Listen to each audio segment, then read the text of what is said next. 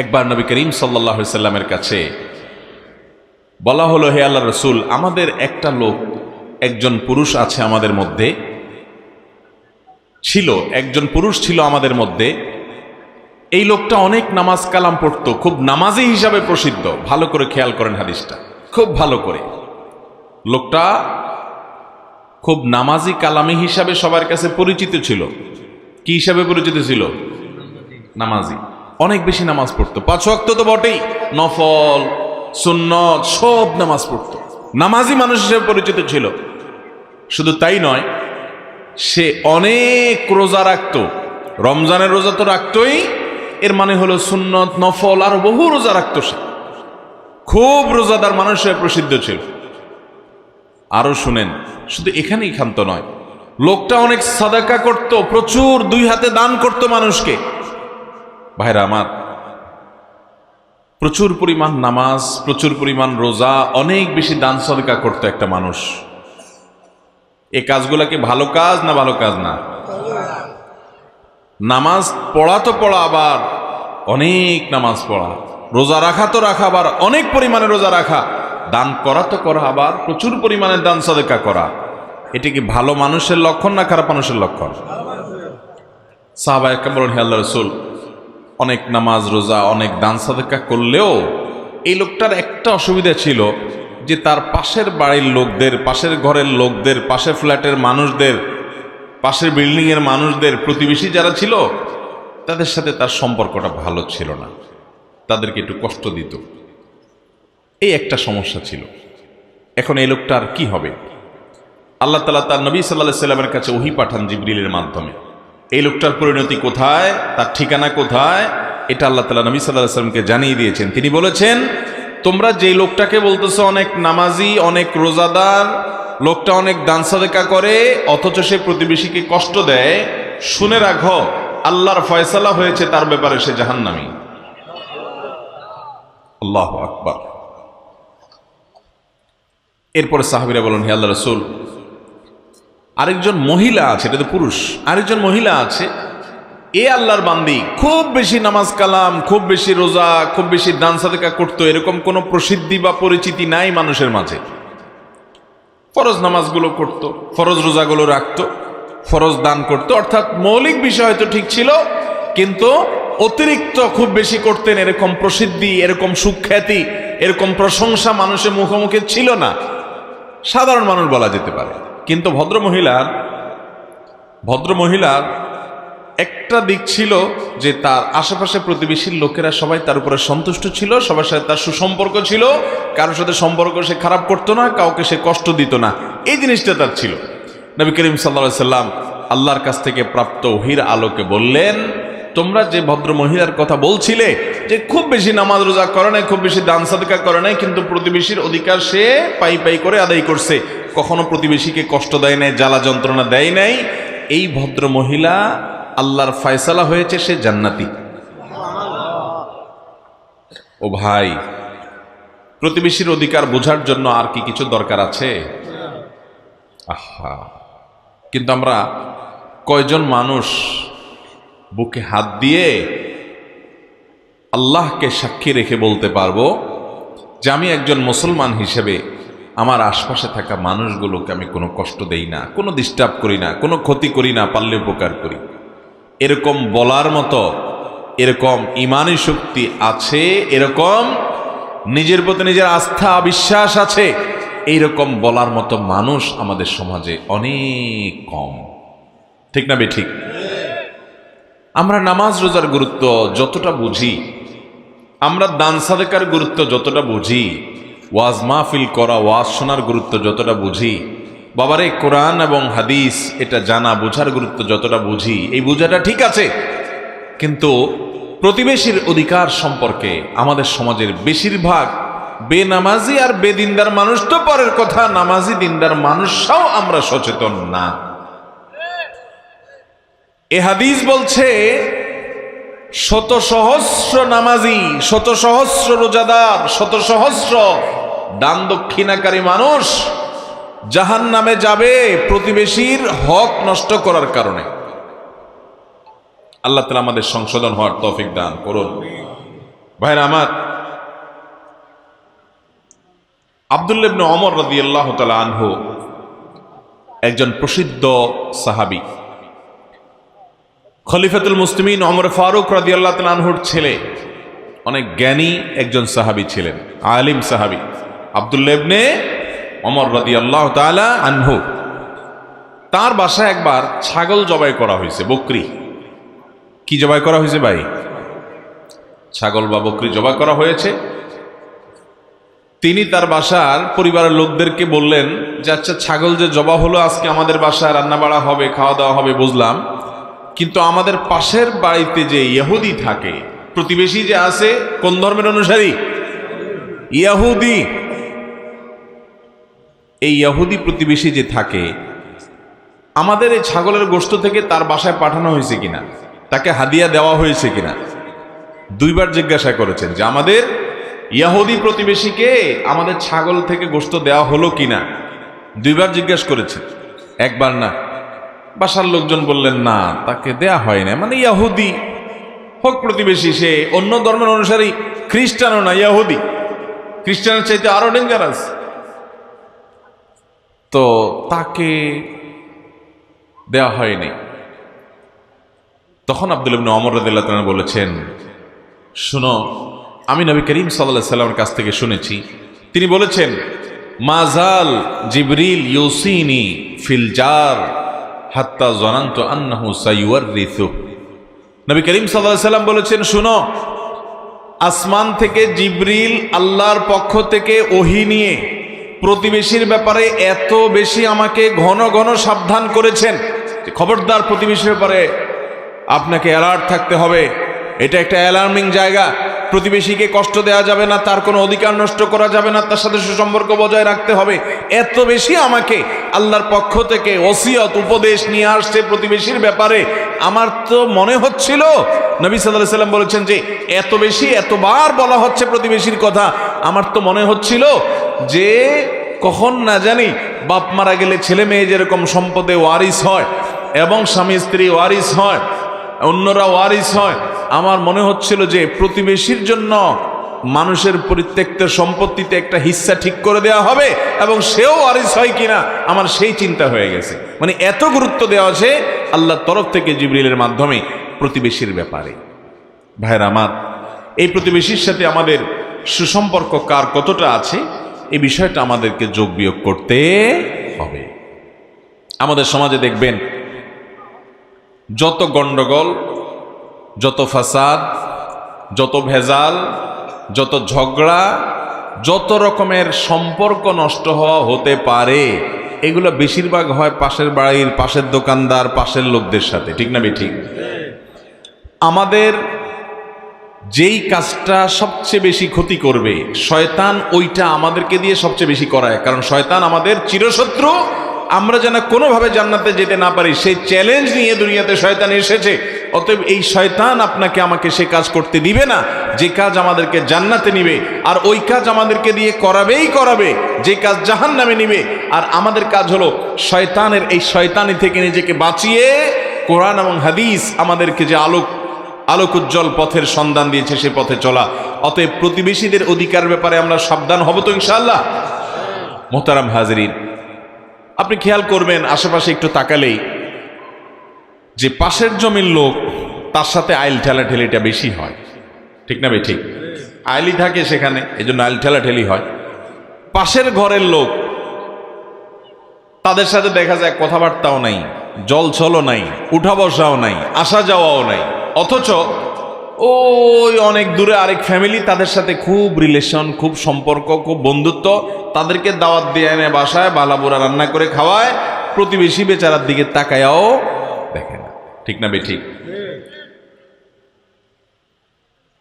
অনেক প্রতিবেশী আছেন শহরে, গ্রামে যাও আছে না আছে, শহরে বহু প্রতিবেশী আছে একই বিল্ডিংয়ে, পাশাপাশি ফ্ল্যাটে, মাসকে মাস বরং বছরকে বছর পার করে দেয়, জানেও না যে পাশের ফ্ল্যাটের ভদ্রলোকের নাম কি, ভদ্র মহিলার নাম কি, তারা কি করে, কোথায় বাড়ি, কি খায়, কি পেশা, জানেও না। চাচা আপনা জান বাছা, শুধু নিজেকে নিয়ে ব্যস্ত আছে, প্রতিবেশীর দিকে তাকানোর সময়, ঠিক না বেঠিক বলেন? ভাইরা আমার, কোরআন এবং হাদিসের যে ভাষ্যগুলো আমি তুলে ধরার চেষ্টা করেছি, আমার মনে হয় প্রতিবেশীর অধিকার সম্পর্কে একজন ইমানদার কতটা সতর্ক হওয়া উচিত এই হাদিসগুলোর দিকে তাকালে সেটি বোঝা যায়। ইসলাম আমাদেরকে সামাজিক হতে বলে ভাই, সামাজিক হতে বলে, আমাদেরকে বলে আমরা অন্য মানুষের কল্যাণে আন্তরিক হব। আমরা শুধু নিজের চিন্তা করব না, আমরা অন্যের চিন্তাও করব। আমি আমার চিন্তা করব, আমার আশপাশের লোকদেরকে নিয়ে ভাববো, তাদের কল্যাণ কামনা করব। এরকম যখন সবার কল্যাণকামী আপনি হবেন, তখন আল্লাহর প্রিয় বান্দা হতে পারবেন। দেখুন, শুধুমাত্র ইবাদত বন্দিগি যদি মানুষ জান্নাতে যেতে পারত, হাদিসে বর্ণিত এই লোকটা জান্নাতে চলে যেতে পারত। ইবাদত বন্দিগি মূল, সেটা তো করতেই হবে। ওইটার পাশাপাশি মানুষের অধিকার, বাবার কি অধিকার, মায়ের কি অধিকার, স্বামীর কি অধিকার, স্ত্রীর কি অধিকার, ভাইয়ের কি অধিকার, বোনের কি অধিকার, প্রতিবেশীর কি অধিকার জানতে হবে এবং সে অধিকার আদায় করতে হবে। ভাইরা আমার, তাহলে আজকের এই মাহফিল থেকে আসুন আমরা একটা চ্যালেঞ্জ গ্রহণ করে উঠি। সেটা হলো, পৃথিবীর যেখানেই আমি বসবাস করি না কেন, যেখানেই আমি থাকি না কেন, আমার আশেপাশে থাকা লোকদের সাথে সম্পর্ক ভালো রাখাটা আসলেই কঠিন। দূরের লোকদের সাথে সম্পর্ক ভালো রাখা সহজ, কাছের লোকদের সাথে সম্পর্ক ভালো রাখা কঠিন। কারণ কি?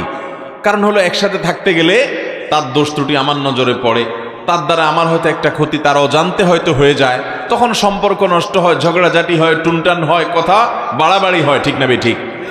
আর এই জায়গাটাতে আমাকে চ্যালেঞ্জ নিতে হবে যে আমার প্রতিবেশী, আমার আশেপাশে থাকা লোক আমার যদি অধিকার নষ্ট করে, আমাকে যদি কষ্ট দেয়, তার জ্ঞাতসারে কিংবা অজ্ঞাতসারে, জেনে বা না জেনে, বুঝে বা না বুঝে, উনি যদি কষ্ট দেয়, আমি চ্যালেঞ্জ নিব জান্নাতের পথযাত্রী হিসেবে আমি কখনো আমার আশেপাশে থাকা প্রতিবেশীকে কষ্ট দেব।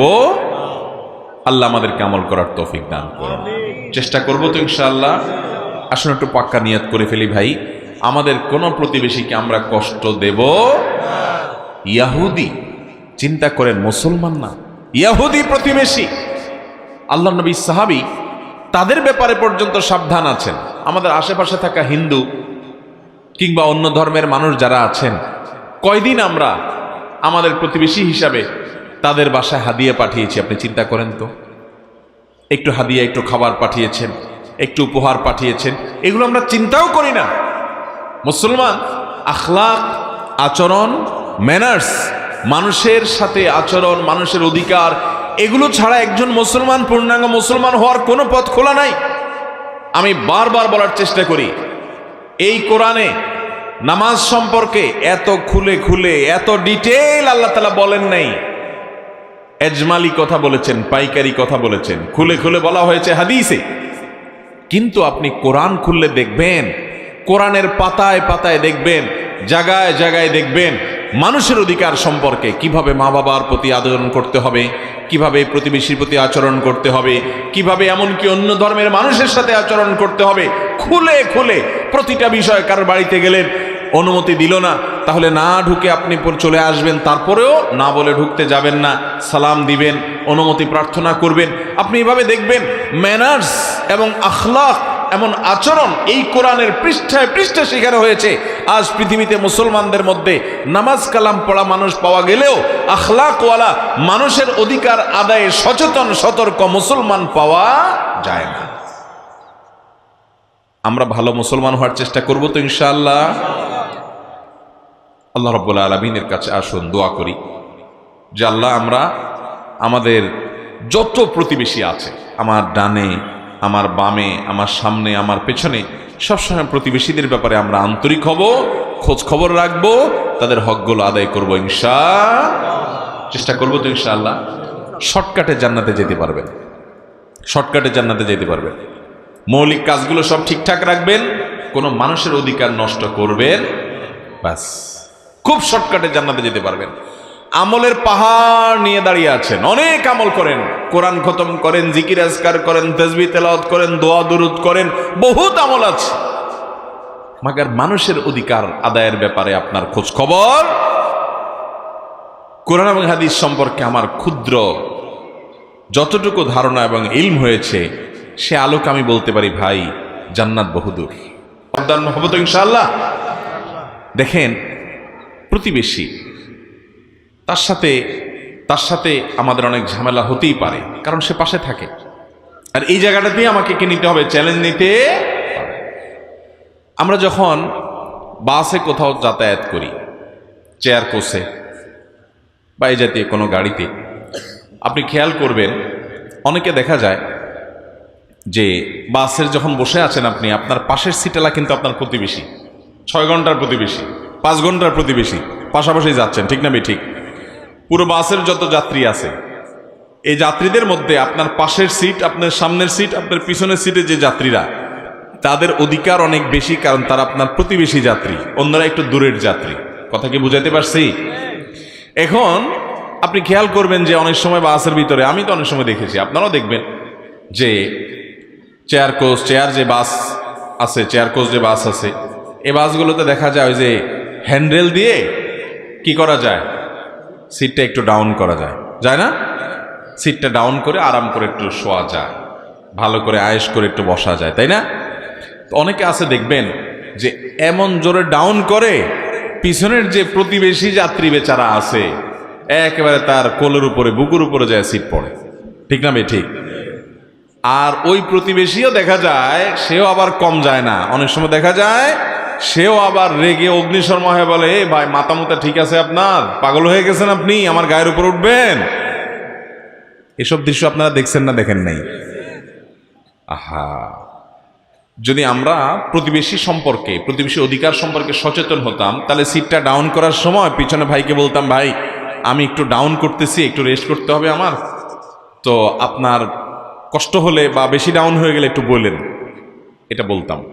আর পেছনের লোকও বলতো, ভাই আর একটু উঠানো গেলে একটু ভালো হয়, যদি আপনার অসুবিধা না হয়, আমার একটু কষ্ট হচ্ছে। আর না হলে ভাই ঠিক আছে, এটা ঠিক আছে ভাই। এটা হলো মুসলমানের আচরণ। আর আগে যেটা বললাম যে ঢপ করে ডাউন করে আরেকজনের বুকের উপরে দিছেন, পিছনের দিকে তাকায় দেখতেছেন সে আগুন হয়ে রয়েছে, বলছে ভাই পাগল হয়ে গেছেন, আমার গায়ের উপরে উঠবেন? আপনি তখন পাল্টা আবার বললেন কি, যে ভাই আপনিও পিছনে ছেড়ে দেন, আপনার নিষেধ করছে কে? বলে কি বলে না বলেন? আরে ঠিক আছে ভাই, হয়তো আপনি যা বলছেন তা একেবারে ভুল বা মিথ্যা না, কিন্তু লোকটা আপনার প্রতিবেশী, হোক 4 ঘন্টার জন্য, হোক 6 ঘন্টার জন্য, হোক 8 ঘন্টার জন্য, আপনি মুসলমান হয়ে থাকলে, নবী সাল্লাল্লাহু আলাইহি সাল্লামের এই হাদিসগুলো আপনার মাথায় থাকলে, আপনার এই প্রতিবেশীকে আপনি কষ্ট দিবেন না। নবী সাল্লাল্লাহু আলাইহি সাল্লাম বলেছেন, যার হাত, যার মুখ, যার আচার আচরণ, কথাবার্তা, কাজ কারবার দ্বারা তার প্রতিবেশী নিরাপদ থাকে না, তার প্রতিবেশী ক্ষতিগ্রস্ত হয়, কষ্ট পায়, আঘাত পায়, এই ব্যক্তি ইমানদার হতে পারে না, ইমানদার হতে পারে না, ইমানদার হতে। এই ফিল্টারিং এ কতজন ইমানদার টিকবে বলেন সমাজের মধ্যে? অতএব প্রতিবেশীর ব্যাপারে আমরা উদার চিন্তার অধিকারী হওয়ার চেষ্টা করব তো ইনশাআল্লাহ। কি কি দায়িত্ব পালন করবেন প্রতিবেশীর প্রতি? আসুন আমরা পয়েন্ট আকারে বোঝার চেষ্টা করি। নাম্বার 1, প্রতিবেশীর প্রতি সদ আচরণ করবেন, সদ আচরণ, এবং তার কাছে তার খোঁজ খবর নেবেন। সদাচরণ করবেন, ভালো আচরণ করবেন, রুক্ষ ব্যবহার করবেন না, তার খোঁজ খবর নেবেন, হাদিয়া তোহফা পাঠাবেন, এবং বিশেষ করে আপনি নিজের জন্য যা পছন্দ করেন তার জন্য তা পছন্দ করবেন। এটা হাদিসের ভাষ্য। নবী সাল্লাল্লাহু আলাইহি সাল্লাম বলেছেন, তোমাদের কেউ ততক্ষণ ইমানদার হতে পারবে না মা ইউহিব্বু লিজারিহি মা ইউহিব্বু লিনাফসি, যতক্ষণ পর্যন্ত তার নিজের জন্য যেটাকে লাইক করে, পছন্দ করে, প্রতিবেশীর জন্য সেটাকে পছন্দ করে। অতএব আমি যা চাই আল্লাহ আমার প্রতিবেশীকেও তা দেন, আল্লাহ আমি এটাতে খুশি, আমার প্রতিবেশীকেও সেটা দেন। এটা তো নাই, বরং আমাদের সমাজে আছে উল্টাটা। কি? যে আল্লাহ আশেপাশে সারা দেশে মানুষকে দেন, আমার আপত্তি নাই, কিন্তু আমার সামনের দোকানদারে দিয়েন না আল্লাহ। ঠিক না ঠিক? বাজারের দোকানদারের কথা বলতেছি আর কি।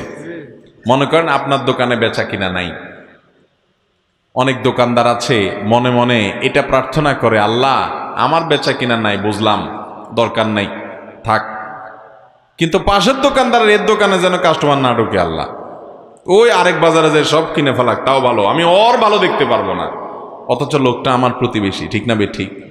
আল্লাহ আমার প্রতিবেশীকে আপনি কাস্টমার দিয়েছেন, আল্লাহ আরো দেন, তারে আরো দেন, সাথে আমাকেও দিয়েন আল্লাহ। এটা হলো ইমানদারের কথা। ঠিক না ঠিক? ভাইরা আমার, এই যে মনটা আছে না, মনটার ভিতরে যখন কুটিলতা থাকবে, ষড়যন্ত্র থাকবে, হিংসা থাকবে, শত্রুতা থাকবে, বিদ্বেষ থাকবে, লাগালাগি থাকবে, এই মন আপনাকে জান্নাতে যেতে দিবে না ভাই। আল্লাহ কোরআনে বলেছেন, ইয়াউমা লা ইয়ানফাউ মালুন ওয়ালা বানুন ইল্লা মান আতাল্লাহ বিকলবিন সালিম। দুনিয়ার সম্পদ, সন্তান, জমি জমা, টাকা পয়সা, প্রভাব, প্রতিপত্তি, নেতাগিরি, এগুলা কিচ্ছু আল্লাহর কাছে কাজে আসবে না, কোনো কিচ্ছু কাজে আসবে না। ইল্লা মান আতাল্লাহ বিকলবিন সালিম। কিন্তু কেউ যদি আল্লাহর কাছে একটা মন নিয়ে যায়, যে মনটা ফ্রেশ, দোকানদার হইয়া পাশের দোকানদারের কল্যাণে তার অসুবিধা হয় না, প্রতিবেশী হইয়া প্রতিবেশীর কল্যাণে তার কষ্ট লাগে না, বরং সে আরো খুশি, আল্লাহ আমার প্রতিবেশীকে আরো দেন, মনটাকে ফ্রেশ রাখে, পরিচ্ছন্ন রাখে, পবিত্র রাখে, ভালো রাখে, এই ব্যক্তির এই ভালো মনটা তার আল্লাহর কাছে উপকারে দিবে, জান্নাতে নিয়ে যাবে ইনশাআল্লাহ। অতএব মনটাকে ভালো করবো তো ইনশাআল্লাহ। প্রতিবেশীর সাথে যদি ঠেলাঠেলি, তার সাথে যদি মামলা মোকদ্দমা, ঝগড়াঝাটি, গন্ডগোল ফাসাদ থেকেও থাকে, আজকে থেকে এটা ভালো করার চেষ্টা করবো তো ইনশাআল্লাহ। আল্লাহ আমাদেরকে সে তৌফিক দান করুন। তাহলে প্রতিবেশীর যে অধিকার, এক নম্বর অধিকার হলো যে তার সাথে সদাচরণ করতে হবে। কি আচরণ করতে হবে ভাই? সদাচরণ, সুন্দর ব্যবহার করতে হবে, হাদিয়া উপঢৌকন দিতে হবে, উপঢৌকন পাঠাতে হবে, এবং নিজের জন্য যা পছন্দ করবেন তার জন্য তা পছন্দ করবেন।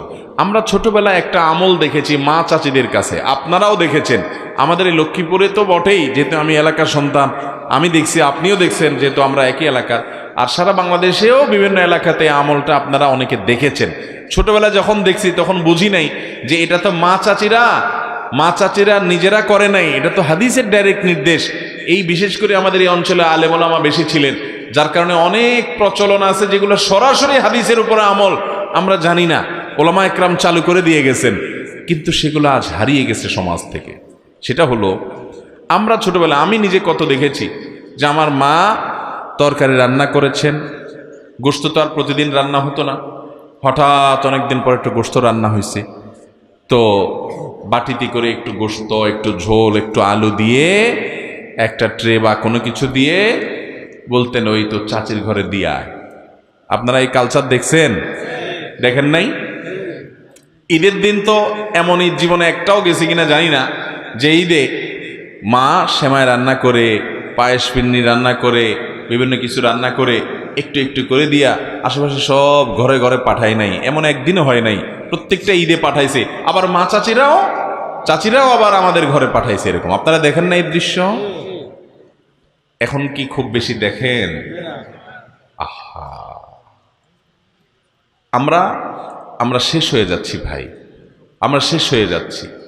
নবী করিম সাল্লাল্লাহু আলাইহি সাল্লামের স্পষ্ট একটা হাদিস, এই হাদিস যখন পড়লাম আমি, তখন আমি অবাক হয়ে গেলাম, হায়, এই হাদিসের উপর আমলই তো আমাদের মা চাচিরা করতো। হাদিস পাইলো কোত্থেকে? ওলামা একরাম অধ্যুষিত এলাকা বৃহত্তর নোয়াখালী, তারা ঘরে ঘরে হাদিসের উপরে আমলগুলোর প্রচলন দিয়ে গেছেন।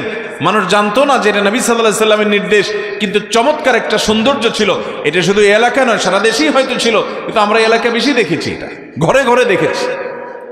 একেবারে আজন্ম কৃপণ মানুষ যে, সেও প্রতিবেশীর বাসায় কিছু দিত।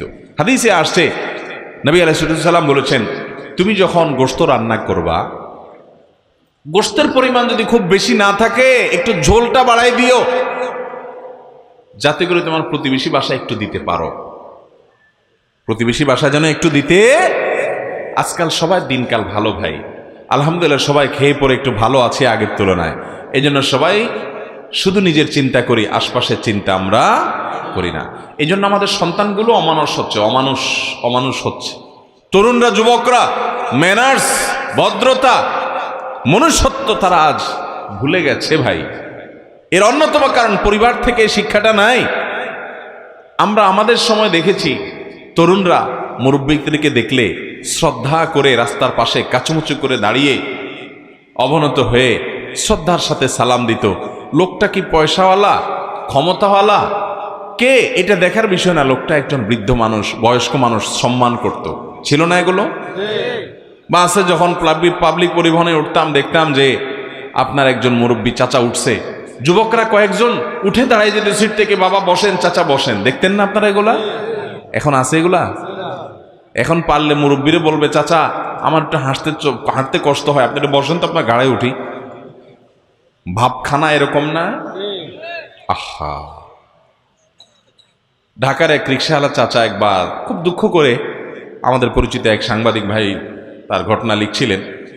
বলেন যে দুঃখ দুঃখ করে এক রিক্সাওয়ালা চাচা বলছেন যে বাবারে, মনের ব্যথা কাকে বলবো, আমার ছেলের বয়সও না, আমার ছেলেও এর চেয়ে বড়, আমার মেয়েগুলো এর চেয়ে অনেক বড়, এরকম পিচ্ছি পিচ্ছি পোলাপান হারাম সম্পর্ক করে, অবৈধ সম্পর্ক করে, হারাম রিলেশন করে, তথাকথিত বয়ফ্রেন্ড গার্লফ্রেন্ড নিয়ে এসে রিক্সা উঠে যাহা তাহা আচরণ করে, কিছু বলতে গেলে ধমক দিয়ে বলে এই রিক্সাওয়ালা চালাও তুমি, বুড়া, তোমার কি কথা।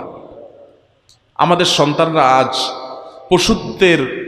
পশুত্বের গুণাবলী তাদের মধ্যে আজ চলে আসছে, মনুষ্যত্বের গুণাবলী আমাদের সন্তানদেরকে আজ হারিয়ে যাচ্ছে, ঠিক না বেঠিক?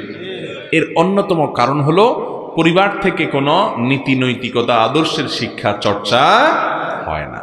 ভাইরা আমার, সেজন্য প্রতিবেশীর অধিকার স্বরূপ ওই যে নবী সাল্লাল্লাহু আলাইহি ওয়াসাল্লামের সুন্নাহ আলোকে তাদের বাসায় আপনি দেখেন, ইহুদি অন্য ধর্মের অনুসারীতে বলে মুসলমানদের জন্য আল্লাহ কোরআনে বলেছে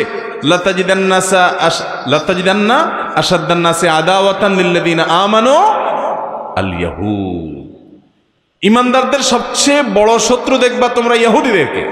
এমনকি খ্রিস্টানরাও এত বড় শত্রুতা করে না, ইহুদিরা যত শত্রুতা করে মুসলমানদের প্রতি।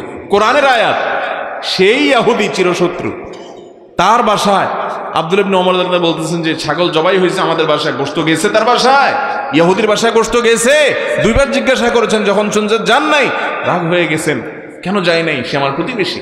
ভাইরা আমার, কোথাকার ইহুদি আমার মুসলমান ভাই? হতে পারে তার কোনো ত্রুটি আছে, হতে পারে তার কোনো দুর্বলতা আছে, হতে পারে তার দ্বারা আমার কোনো কষ্ট হয়, উনি বুঝেন না, কিন্তু দিন শেষে সে আমার প্রতিবেশী। আপনার রক্ত সম্পর্কীয় আত্মীয় যেরকম আপনার কাছের, আত্মীয়ের পরে রক্ত সম্পর্কীয় আত্মীয়ের পরে যদি আল্লাহর জমিনে কারোর অধিকার সবচেয়ে বেশি থাকে, সে হলো আপনার প্রতিবেশী। অতএব প্রতিবেশীর প্রথম অধিকার হলো তার প্রতি সদাচরণ করা, হাদিয়া তোফা দেওয়া, উপহার উপঢৌকন দেওয়া, খাবার দাবার পাঠানো, সুন্দর কথাবার্তা বলা, তাদের কল্যাণ চাওয়া, তাদের উপকার চাওয়া, তাদের ক্ষতি না চাওয়া, যে আমার প্রতিবেশীর ভালো কিছু হোক। এটা আদায় করবো তো ইনশাআল্লাহ। নাম্বার 2, প্রতিবেশীর কোনো প্রাইভেসি নষ্ট করা যাবে না। তাদের কোনো ব্যক্তিগত বিষয় যেগুলো ছিদ্রান্বেষণ করলে জানলে তাদের ব্যক্তিগত অধিকার নষ্ট হয়, সেগুলো নষ্ট করা যাবে না।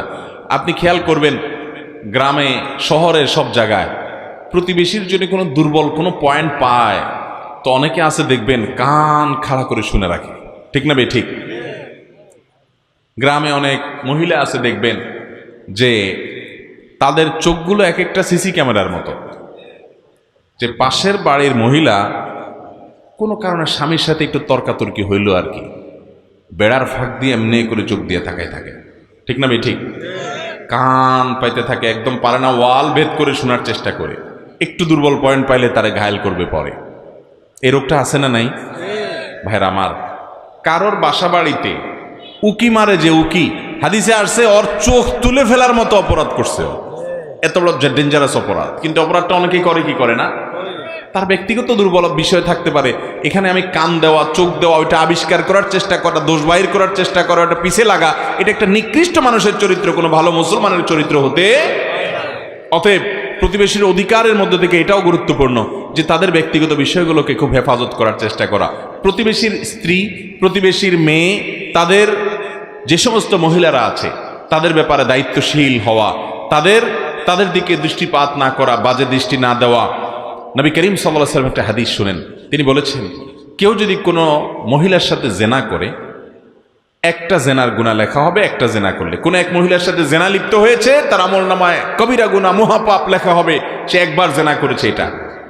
কিন্তু যদি কেউ তার প্রতিবেশীর কোনো মহিলার সাথে, মেয়ের সাথে জেনা লিপ্ত হয়, তাহলে তার প্রতিবেশী ভাইয়ের অধিকার নষ্ট করলো, তার অজান্তে তার পরিবারের কোনো মেয়ের চরিত্র হননের কাজ করলো, তাহলে নবী করিম সাল্লাল্লাহু আলাইহি ওয়াসাল্লাম বলেছেন তার আমল নামাতে 10টা জেনা করলে যে পাপ হয় সে পাপ লেখা হবে। ভাইরা আমার, আমাদের অনেকে আছে উকি মেরে আমাদের আশেপাশের প্রতিবেশীদের, মহিলাদের, তাদের ব্যক্তিত্ব আছে সেটাকে আমরা নষ্ট করি, খর্ব করি, প্রাইভেসি নষ্ট করি, এবং তাদের পর্দার বিধানটাকে লঙ্ঘন করি, এবং তাদের প্রতি আমাদের দায়িত্বহীনতার পরিচয় দিই। অতএব এটা করা যাবে না। নাম্বার 3, প্রতিবেশী যদি অসুস্থ হয় তাকে দেখতে যাবেন। তার যদি কোনো অসুবিধা হয় তার ব্যথায় ব্যথিত হবেন, তার কোনো আনন্দ হলে সে আনন্দে আপনি আনন্দিত হবেন, তার সাথে পরিচিত হবেন। বহু প্রতিবেশী আছে যে তার পাশের বাড়িতে যদি জিজ্ঞেস করা হয়, বিশেষ করে শহরের কথা বলছি, নামও বলতে পারে না যে পাশে কে থাকে, কি করে, কিছুই জানে না। কারণ কোনো যোগাযোগ উঠা বসা নাই। আর 4 নম্বর সর্বশেষ যেটা বলবো তা হলো আপনার দ্বারা যেন তার কোনো কষ্ট না হয়। গ্রামে কষ্ট এক ধরনের হয়, শহরে কষ্ট আরেক ধরনের হয়। গ্রামে কি কষ্ট হয়? কথার কথা, ধরুন দৃষ্টান্তস্বরূপ মোরগ ছাগল দিয়া, হাঁস দিয়া, গরু দিয়া, গৃহপালিত পশু পাখি দিয়া ডিস্টার্ব করে প্রতিবেশীর, আছে না নাই?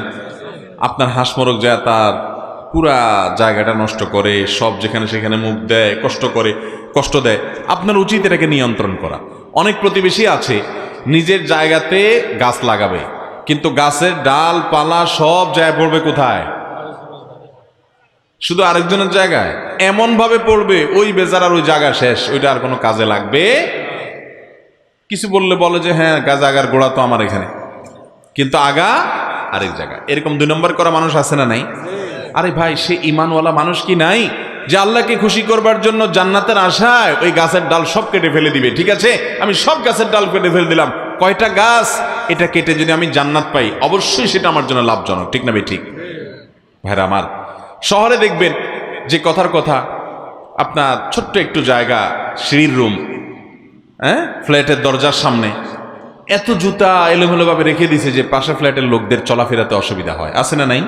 ময়লাটা বের করে এমন ভাবে রেখে দিছে ভদ্রলোক তার ঘরের তার ফ্ল্যাটে ঢুকতে নাকে হাত দিতে দিতে ঢুকা লাগে, যেখানে সেখানে ফেলে দিছে। ঠিক না ভাই? ঠিক। ঢাকা শহরে যত খালি জায়গা আছে, আমি প্রায় বলি যত খালি জায়গা আছে, খালি জায়গা তো খুব বেশি একটা নাই। মনে করেন আশেপাশে সব বিল্ডিং হয়ে গেছে, একটা জায়গা এখনো খালি আছে, এটা এখনো বিল্ডিং হয় নাই। তো আশেপাশে বিল্ডিংগুলো থেকে দেখবেন জানালা দিয়া যত ময়লা আবর্জনা আছে, মাসে 50 টাকা 100 টাকা ময়লাওয়ালার বিল দিবে। এই টাকা বাঁচানোর জন্য ওই বস্তা ভর্তি পলিথিন ভর্তি সব ময়লা ওই জায়গায় ফেলা। খালি কোনো জায়গা থাকবে দেখবেন ওটা ময়লার বাগার হয়ে গেছে। ঠিক না ভাই? ঠিক। আহা, কি মুসলমান আমরা! অতএব কোনোভাবে আমাদের প্রতিবেশীদেরকে কোনো কষ্ট দেওয়া যাবে, তাদের কোনো কষ্টের কারণ হওয়া যাবে। আবার বলছি, 4টি কাজ করবেন। 1, তাদের প্রতি সদাচরণ করবেন, উত্তম ব্যবহার করবেন, তাদের উপকার করার চেষ্টা করবেন, তাদের হাদিয়া তোফা দিবেন, খাবার পাঠাবেন, সম্পর্ক ভালো করার চেষ্টা করবেন, পরিচয় হওয়ার চেষ্টা করবেন। অনেক প্রতিবেশী আছে মিশতে চায় না, আপনি আপনার দায়িত্বটা পালন করেন, তিনি না চাক।